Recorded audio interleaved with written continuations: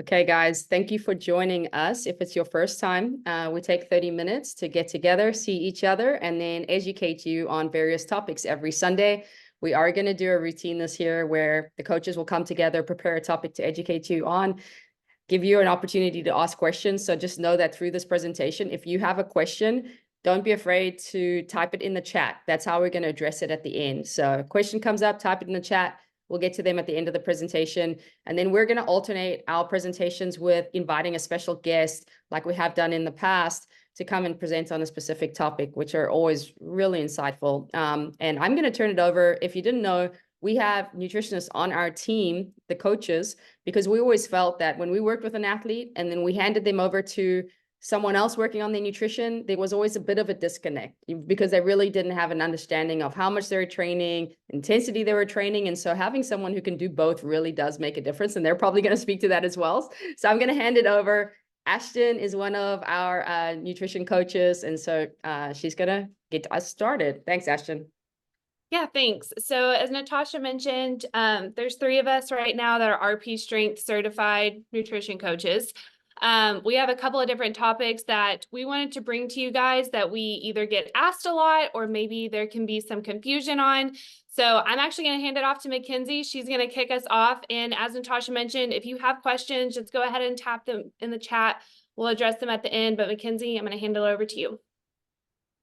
Awesome. Thank you, everybody. I'm Mackenzie. Going to talk a little bit today about tracking and then pre-training meals and intra-training meals. So when we think about tracking, in order to get better in almost anything that we do, we track and we measure our progress. So if we want to make more money, we're tracking our sales. You want to set a budget, you're tracking your income and expenses. We want to get faster in triathlon, you're tracking your heart rate, your pace. We all want to see progress by tracking. So we need to be doing the same with our nutrition.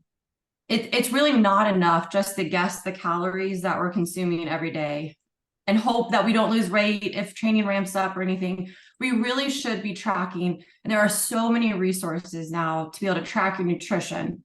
And not only that, it allows you to see how you respond in training sessions, how you respond in races. Once we track and you get an idea of what works well for your body.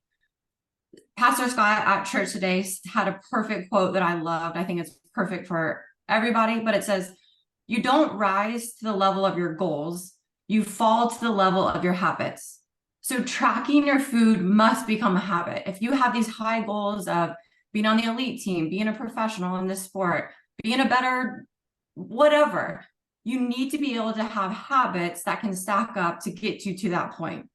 So tracking is definitely one of those that we want to continue to monitor, and having a coach be able to look through your nutrition every day is super helpful to see how you do in your training sessions, how well you're feeling, your energy levels, and all that. I can assure you that almost every great athlete in any sport is so in tune with their nutrition that it's like their second job. So Tom Brady always got made fun of about his nutrition on the field.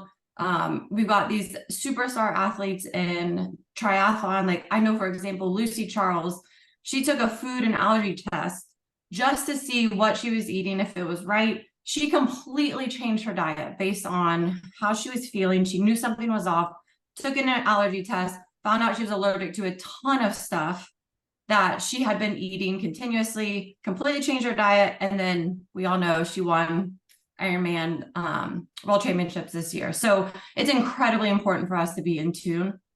We have different caloric and nutrient needs compared to a lot of others, and probably including to your spouses who are not in this sport, to your family, to friends. But when we track, we can know for certain what we're eating and how we feel throughout the day. So you're doing yourself a disservice. If you have a hard training session on Saturday or Sunday, and you have to sit and lay on the couch the rest of the afternoon, if that's the case, you're likely under fueling and you just need more food. And by tracking, you can see that and adjust to it. So I can't emphasize enough how important tracking is. And again, there is a ton of resources out there that are free to use, but also as coaches, nutrition coaches, we're able to see and really kind of scale based on your training, because we get access to your training peaks data. So we can see, even if Natasha's your coach and you want a nutrition coach, she gives access to your training program so we can see exactly how your week is working. So tracking. Now we're going to start with pre-training. So when we pre-training nutrition, so a lot of us are getting up and we're working out probably as soon as we wake up.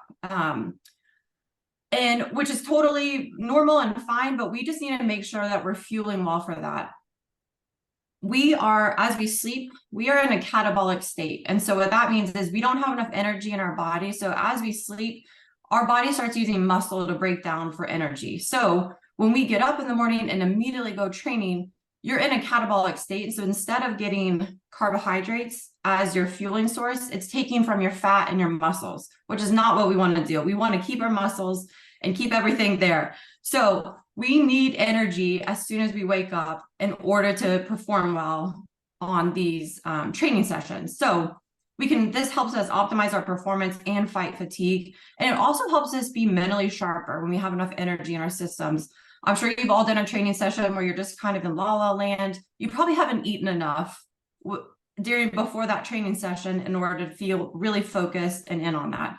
So I know a lot of us do get up early in the morning. We're probably training within 15, 30 minutes of waking up. So I want you to try to think about quick digesting carbohydrates before you train. So this is something that can easily digest, and this is something that you're going to have to kind of get a feel for. Some things might hurt your stomach, some things might be totally fine, and you're just going to have to track and see how you feel based on these meals. But when we think about pre-training, we want to optimize, we want to prioritize carbohydrates. So that is the most important pre-training meal, followed closely by protein, and then followed last by fat. Fat just slows down the digestion of carbs and protein into our body, which is great in some instances. But when we train, we want to use glycogen as our fueling source. So fat just kind of slows the metabolism down for our body to take in that glycogen. So carbs, protein, fats. And I just wanted to give a few examples of some pre-training ideas. So when you do have to wake up, you need to train within 15, 30 minutes or so, you can get in some energy that way. So some of these are not going to sit well with others. Some of them are going to feel good, but this is where tracking is going to be super, super helpful. So I have found this. I'm going to see if you guys can see this. It's clear protein. It's called Seek. There's a ton of these out, but it's a clear protein source. And what you can do is add this into a shaker, add it to your carbohydrate source that you're training with for that session. So Gatorade powder or G1M, whatever you're training with, add the clear in there, and it's not like chocolate and lime. It's like watermelon and lime, so it makes it a lot easier to digest. You can have about sip on that like 15 minutes or so before you get on into your workout, and then you can sip on the rest as you're in your training session. Super helpful to do and kind of easy to sit in your body. Another one is to grab an apple, a big old apple or a banana, and then a really great, I think you may have all seen these now, but it's Core Power vanilla shakes. They've got chocolate, strawberry, but some of them are 26, some of them are 42 grams, but very easy to take in on the go, plus an apple. That's a really great meal to get started for your workout. Another one that I love, because I love cereal, is cereal. Like your favorite kid's cereal is really great, quick digesting carbs. So you don't want to like eat this all the time, but if you're on the go, you can pour this in a bowl, in a cup, and then I take my protein, my liquid protein, and I add it as my milk into my cereal. So that's protein and carbohydrates on my way to the workout. Very easy to digest. And then another one I really like is I try to limit dairy, and I think dairy sometimes sits tough on a lot of people's stomachs. And so I have found these sugar-free Jell-O puddings. They've got chocolate. I think they've got some other flavors. You get the full sugar-free. That'd probably be an awesome thing too. But sugar-free chocolate puddings of some sort. And then I'll add in a scoop of protein powder, like chocolate or peanut butter, mix that up together. And then I spread it on caramel rice cakes. So they've got a little bit more carbs than the salted rice cake. So these are another really, really easy thing that sits on my stomach, quickly digesting, gives you the carbs that you need. But again, try some different things, but we really want to make sure we're getting in fuel before we go and work out. And then while we're pre-training, we're going to talk about intra-training fuel. So this does not need to be crazy. Like we all want to do all these insane calculations, which you can absolutely work on with your coach to see how much you should be, how much liquid nutrition you should be consuming. But for every workout over an hour or longer, you need to be taking in some type of liquid or some type of nutrition. So a carbohydrate source in order to restore those glycogen storage that you're using on our training session. So I really like to keep this super simple. And I just think of 1 gram of carb for every minute of training. You're going to ramp this up, but that should be a minimum that you start out with is 1 gram of carbohydrates per 1 minute of training. So you have a 80-minute bike ride, you should have about 80 grams of carbs at minimum on that ride. So there's a ton of different carbohydrate sources on the market. We have some from Raw now. You can find all the carbohydrate grams on the nutrition label. So I like to use Gatorade powder. This is an easy one for me to use. On the back of the nutrition panel, to find the amount of sugar that we need, you're going to look at the total carbohydrates. So for 1 scoop of Gatorade powder on the back nutrition panel, it has total carbohydrates of 22 grams. So I know that in 1 scoop of this, I'm going to get 22 grams. So 1 gram of carb for 1 minute of training. I know that I'm going to need, for an hour-long training session, I'm going to need at least 3 scoops of this to get to 60 grams. So 22 grams in total for 1 scoop, and I need at least an hour worth of training. So I'm going to know that I'm going to need 3 scoops of this in order to meet 60 grams at minimum for each training session. So you're going to find out what works for you. You're going to try a bunch of different things. You can make it as simple as Gatorade powder. You can make it as complex as all of these crazy nutrition carbohydrate sources on the market right now, but really take some time to write down during a training session what you did, how you felt during it, put that into Training Peak. So I always encourage athletes to put what their pre-training meal is, what they consumed during their training session, and how they felt. And we can quickly go back and say like, hey, you had a 3-hour bike ride, you nailed it, felt really good, you had X, Y, and Z, why don't you try that again right before the race?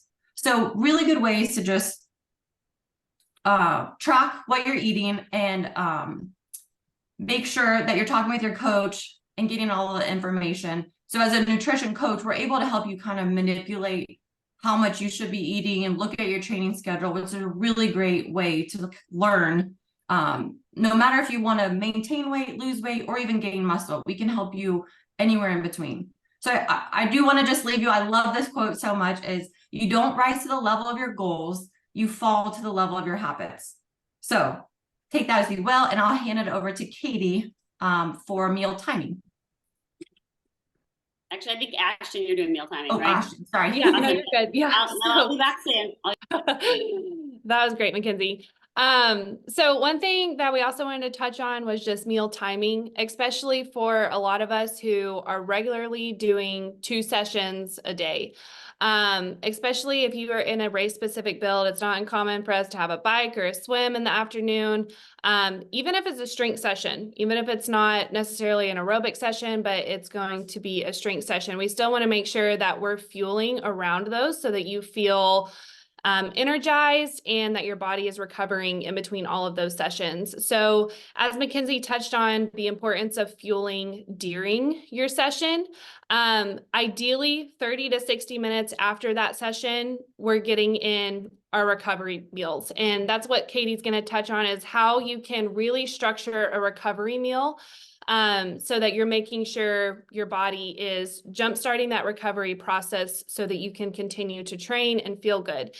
If you are doing 2 sessions in a day, I kind of like to think about ideally what time of the day am I doing that session. If I'm doing it right after lunch, So if your job is flexible and maybe you're doing it around 1 or 2 o'clock in the afternoon, then lunch is going to be that time where I'm going to really focus on carbs first, protein second, fat last, so that I can make sure that I am going into that session fueled up and ready to go. If I'm waiting until the after work to do that session, so maybe it's going to be closer to 4 or 5 o'clock and it's been 4 hours since you've had lunch, then adding a snack in between that time period, again, carb focused and then protein, this could be a banana, maybe some peanut butter with that, graham crackers, something that's really quick and easy for you to take, especially if you're going to eat it on the way to the gym, and having that so that you're ready to go for that session. Katie again is going to talk on recovery meals, but if you're doing it after dinner, maybe that's a lot of parents are having to train maybe late at night or early in the morning, then dinner can act as that meal for you to fuel.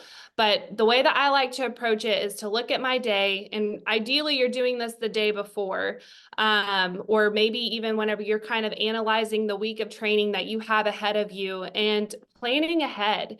And kind of, if you are not at home and you're maybe in an office environment or you're on the go, taking something with you so that you aren't going into that session just winging it, but that you are prepared and you're ready. And then again, giving that feedback to your coach and tracking it and notating it down. A lot of times if we don't feel good during an afternoon session, it could be fatigue, but it also is probably related to the fact that we didn't fuel enough during that day and we didn't fuel properly for that session. And so just being mindful and planning ahead and making sure that you're taking care of yourself. The best you is going to be the you that is fueled and healthy and happy. And all of that comes down to fueling. And especially if you're doing Ironman, in a lot of sense, it's kind of an eating contest. Who can eat and fuel their body the most? And so kind of think of it in that way. It really is the fourth discipline. And so timing out your meals so that you can make sure later in the day, you still feel as strong as you need to so that you can nail those sessions. Now I'm going to hand it to Katie, and she's going to kind of give us some guidance as it relates to recovery meals. Yeah, that's great. And so I want to hit 2 things with recovery meals. The first one is I want to talk about recovery snacks, because like Mackenzie or Ashton was saying, we are going to have 2 sessions a day. A lot of times you're going to have to be fitting them in where you can, and maybe it doesn't fit in nicely in between your meals, right? So maybe it's going to be, you're still going to have 2 hours before dinner before you're done, or 2 hours before lunch. I know we kind of all jokingly talk about like second breakfast, right? So there might be this little we have to squeeze in between meals. So the rule of thumb is for recovery is you really need to be taking something in 20 to 30 minutes after a session. So that is going to restore those glycogen storages that you've depleted in your training that Mackenzie was talking about. So you want to make sure you replenish those right away with the carbs, and you want to get the protein in there, because that then also is going to repair your muscles and enhance muscle growth. So we go through all this training, you've had this awesome session, now you need to thank your body for all that work, and you do that through recovery snacks or recovery meals. So for a recovery snack, you're going to look at something like about 20 to 30 grams of carbs. Again, carbs are our friend, y'all. Enjoy those carbs. This is one of the great things about training is we get to enjoy all the carbs. So carbs are our friends. Get at least 20 to 30 grams of carbs afterwards. And you're looking at about 10 to 15 grams of protein. The rule kind of is you're looking at a 2-to-1 ratio from carbs to protein, or a 3-to-1 ratio from carbs to protein based on the intensity of your session. So just kind of keep that in mind. Some snacks that I would recommend are a lot of the things that Mackenzie hit, which were perfect for your pre-workout as well. The cereal and the milk is awesome. That's a good one to grab, and that's quick and easy on your stomach. Banana and a nut butter is really good. An apple and the slate milk is really good. You're getting some protein and some carbs in there as well. And again, it's just that quick recovery right away, so your body's set up for either the next session a couple hours later, or even your meal a couple hours later. So let's say that now you're the end of the day, you've just had your hard session, and it's time for dinner, and you can get that recovery dinner in or recovery meal in 20 to 30 minutes after your session. That one you're going to have bigger. Obviously, it's going to be your bigger meal. So this is based on your percentage of protein and fat and carbs that you're taking in for the whole day. So this is where a coach comes in really handy. So when I say you need to be hitting about 30 to 35 to even 40% of your daily carbs in a post-workout or in a recovery meal, you need to know what that looks like for the day. Your coach can help you. You're going to want about 25% of your daily protein as part of that recovery meal, and about 10% of your daily fat as a part of that recovery meal.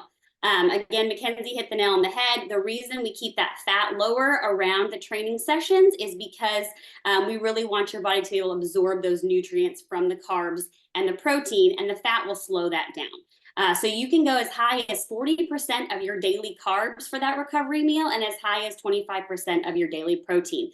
I'm basing that on about 4 meals a day. So if you're talking to your coach and they want 5 meals a day, that breakdown might look a little bit different, but you are going to be super carb heavy with that recovery meal. And again, that's the one that's coming after your big session, whether it's a lunchtime meal or even a dinner meal, depending on what your day looks like. What would a meal like that look like? You're looking at a really good source of proteins like grilled fish, grilled chicken, lean ground turkey is a really good option as well. That can be quick. You can meal prep that one real quick. Rice, sweet potatoes, spinach, and then also you're going to want some veggies and some fruit salad in there as well. So just a really nice, good, colorful plate, but making sure you're really carb heavy. And then that protein as well for your recovery to get you set up for your next session. So we've hit all of these good information about percentage and what you should be hitting and suggestions. So what does it look like to work with one of the 3 of us? We all use a app called Chronometer. So Mackenzie talked a lot about tracking, and that's super important. Again, like Ashton said, it's the 4th discipline of triathlon. So you really need to know what you're taking in before, during, and after. And Chronometer has all the options. You can even put Gatorade Endurance in there. You can put Honey Stinger Chews in there. So it has all the different options to help you track what it is you're taking and when. And so you're hitting the levels that you need to hit. So we ask our clients to use the Chronometer app, and we look at over weekly. They do 3 weigh-ins every week. We ask for it to not be on consecutive days. They share that information with us. We gather all the information from Chronometer. We also send out a questionnaire form that they fill out about mood and hunger and life stress, which all play a big part in our diet. And if we're trying to lose weight or gain weight. And then we look all that information over. We give our feedback. We give some suggestions and then goals for the next week. Also, when you start working with one of us, we're not going to put you on a diet that you're going to lose 20 pounds in 2 weeks. That's just not what we're going to do. You'll probably start out with about 2 weeks of let's just look at your calories. Let's get some base calories and see what you're taking in and how it's affecting you. And then we'll start looking at what we need to cut where to kind of start this process. And most of our diet plans will be 6, 8, 12 weeks. And then we'll stop that diet plan, whether you're losing weight or gaining weight. And then we'll kind of have a little maintenance period. And then we can look at what the next phase is going to be. So we definitely are anti this yo-yo dieting and cutting anything too fast. We call it periodization of dieting. So it's kind of we ramp up and then we bring you down for some maintenance and bring you back up and back down again. And that's the healthiest, most sustainable way to reach those goals that you're going to get. But we are really enjoying doing it. And again, the great thing about having NVDM coaches that are also nutritional coaches is we understand the demands of your training, and we get to see what you're doing and what your training schedule looks like, so we can make sure that you're hitting the calories and then the carbs, fats, and proteins that you need to do all the amazing things you're doing and crush all your goals. Awesome. Thanks, Katie. Thanks, Mackenzie. Thanks, Ashton. I think you guys, we have questions. So guys, if anyone has any questions about anything, please type it in the chat. We'll hit those for 5 minutes. And then I think, Ashton, I think you saw one of the questions that came through, if you want to address that one. Yeah, so Kevin asked a great question, which I actually saw him riding his bike. So I imagine this applies to him right now. The question was, whenever is there any strategies whenever you're doing a later in the day workout closer to bed? So what I like to do, if you've already had dinner and then you're having to do a training session, I still like to have a snack personally before bed. One of my go-tos is Greek yogurt, protein powder, and honey. Honey has carbs. You're getting protein in with the Greek yogurt and the protein powder, which is going to kind of help keep you full through the night. And then you're getting the carbs that you need in order to help recover your body. So that's a great way. But I would have a snack, kind of like Katie talked about the recovery snacks, the importance of making sure that you are still getting something in, especially before you go lay down in bed at night, where your body is going to be burning calories while you sleep. And so if you are waking up in the middle of the night, maybe at 2 or 3 in the morning, and you're really hungry, it's because we're not fueling. And a lot of times it can also be because our blood sugar is crashing while we are sleeping, and then we're waking up, and that's just kind of disrupting our overall sleep. So bedtime snacks are a great call, especially as you are increasing your training load. Again, because you don't want to wake up in the morning in a really big deficit, in a really big hole, trying to take something in, trying to do a training session, and then continuously being behind. Go ahead and have the snack, and your body will definitely use it for recovery, or it will use it the next day to kind of help give you a little bit of a jump start before that morning training session. And I'm going to add something in here too. So there's different types of protein that you see on the market, protein powder specifically. So there is whey protein, there's vegan, and there's one called casein protein, casein, casein protein. And it is the slowest digesting protein for us to absorb into our bodies. So before bed, if you can have casein protein as your lightest protein shake at night, that takes about 7 hours for our body to absorb, which gives your body some time throughout the night to ingest that, absorb it, make you feel full. And then this is the time where we actually want to have fats. So a casein protein shake and some peanut butter, like a spoonful of peanut butter, is a perfect bedtime snack, which is kind of crazy to think about, but very slow digesting. So your body is taking in that nutrition while you sleep, and you're not waking up starving. Carbohydrates sometimes make you, and you have to absorb those and digest those. So sometimes it's harder on people's stomachs, and that's another reason they wake up. So I would probably do a higher protein, fat, go to bed when you're dealing with snacks right before bedtime. Awesome. And then Mackenzie, if you want to speak to Julie's here, what's the difference between the app you were talking about and you guys use, and FitnessPal, MyFitnessPal? Yeah, so they're very, very similar apps that you use. The great thing about Chronometer from a coach's standpoint is we can go in and actually see everything that you're inputting. It's a lot easier for us to change and manipulate the all the calories you're consuming in Chronometer. It has a little bit more bells and whistles, if you will, when it comes to having a nutrition coach. They do also have, Chronometer also does have a free app that you can use that's very similar to MyFitnessPal. But if you are working with a coach, it definitely helps with Chronometer. So we can kind of come in on the back end and see everything. We can also see like fiber, you can weigh in on there. You input all of your meals. We can divvy them out, meals per day and all that stuff. So very similar, but just as a coach, it's easier for us to use Chronometer. Awesome. No, that's great. Thanks, you guys. Yeah, if we don't have any other questions, I thought one thing I'll do, I was going to share kind of what I do pre-race and pre-workout meal-wise. And then Ashton and Katie, if you guys want to kind of share your go-tos as well, just to give some folks more ideas. Mackenzie hit it in that she always adds protein to whatever she's eating to get that protein hit first thing in the morning. The way I do it is I have like this protein collagen. I put that in my coffee and my latte in the morning. So I'm getting 20 grams of protein there. Then you're waking up also in a dehydrated state. So I'm always having a water bottle, and I'm putting electrolytes into my water bottle, and I'm sipping that with breakfast as well. It increases blood plasma volume for the workout ahead. So you're going to immediately start to feel better and earlier in your workout. And then I like quick digesting carbs that are going to sit very easily on my stomach. And so if it's a hard workout, it may just be honestly a banana with some honey on it. When I'm running on the bike, I can handle like maybe a piece of sourdough toast. Oats is a great one, just quick oats. I see a lot of people use that. And add banana, add some honey. So that's all carbohydrates with your hit of protein, any way you want to do it. And then sometimes on a run, I don't like eating before I run, and I will literally drink liquid carbs on the way to my workout. So whatever you're planning to take during your workout, you just start fueling with it while you're going to your workout, because maybe you woke up late or you just don't want to eat. That's a great way to get electrolytes and carbohydrates. So Ashton, on to you.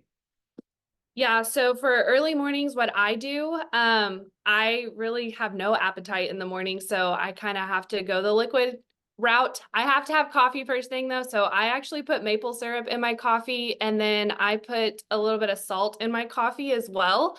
And that allows me to get some electrolytes and some carbs. 2 tablespoons of maple syrup has 30 grams of carbs. So there's 30 grams that I'm getting before that session.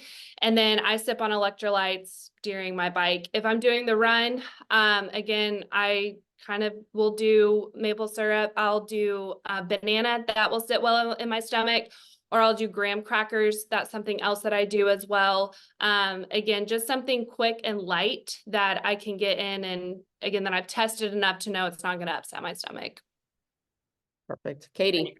Yep. So for my early morning, I'm kind of like Ashton, and I also get up super, super early to get mine done. So I'll actually use the collagen that Natasha was talking about, and I'll put it in super coffee and shake that up. And I just will sip on that on the way to the pool, or as I'm getting my stuff ready to jump on like the treadmill this morning or jump on the bike.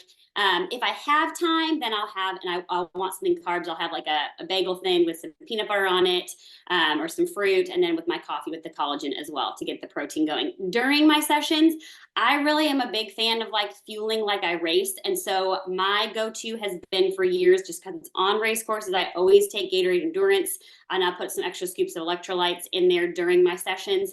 And then I use Honey Stinger Chews as another one of my carb sources on race day. That sits well with me. It digests well. It doesn't make me feel gross. I've tested every single chew and gel I possibly can, and those I like the best. So I will use those on longer runs and longer rides, as well as the Gatorade Endurance and the electrolytes. Awesome. Perfect. Yeah, guys, something to consider is, when you get to race day and it's an Ironman, you're waking up at like 3 a.m, and you're definitely not going to be hungry a lot of times. And then the other thing people don't consider is you're nervous, super nervous. So I know for a lot of people, like what they usually eat in their workouts doesn't work for them come race day because of the early time and the nerves. And so something I also tried just to add to this was applesauce. It was something that I could always just get down, versus even oatmeal didn't sit with me before race day. And so I would do a whole bunch of applesauce. I would put in for some protein, scoops of protein powder, sip on my electrolytes, and maybe get some more liquid carbs and electrolytes from one of the sources that are out there. And that would be my race morning breakfast. So just to add to that. Okay. And I was actually speaking to somebody who has little kids, those little pouches your kids eat. It's like applesauce and fruit. That's also a really good carb source in the morning on the go. You don't want to steal from your kids, but if you have to, that's a perfect one. Yeah, perfect. Okay, guys, that is it for tonight. Since we don't have any more questions, Steven said, watch out, applesauce kids packets. Gotcha. High fiber. Yeah. So watch out for some applesauce packets if they have high fiber in them. That's a good call. So, okay. Thanks, you guys. Have a great week, and we will see you next week. Bye.